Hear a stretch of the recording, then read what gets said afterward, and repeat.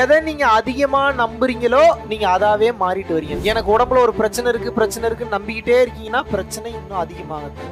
Solve ஆகுதுன்னு எவ்வளவுக்கு எவ்வளவு நம்ப ஆரம்பிக்கிறீங்களோ அந்த பிரச்சனை அவ்வளவுக்கு அவ்வளவு சால்வ் ஆகும். நடக்கவே நடக்காத விஷயத்தையும் 100% நம்பினீர்கள் என்றால் அது நிச்சயமாக நடந்தே தீரும். ஏனென்றால் நம்பிக்கைக்கு அப்பேற்பட்ட வலிமை என்பது உண்டு.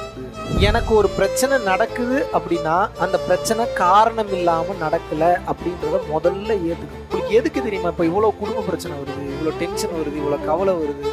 இறைவனை நீங்கள் இன்னும் முழுமையாக நம்பவில்லை. உங்களுக்கு நடக்கக்கூடிய நன்மையும் தீமையும் இறைவனின் விருப்பத்திற்கு உட்பட்டு தான் நடக்கிறது. யார் யாரையோ நம்பி ஒரு ரிசல்ட்டும் இல்லாம நம்ம ஏமாந்து போறது, இறைவனை நம்பி சரணாகதி அடைந்து விடுங்கள். உங்களுக்கு நடப்பது பூரா மிராக்கிளா தான்.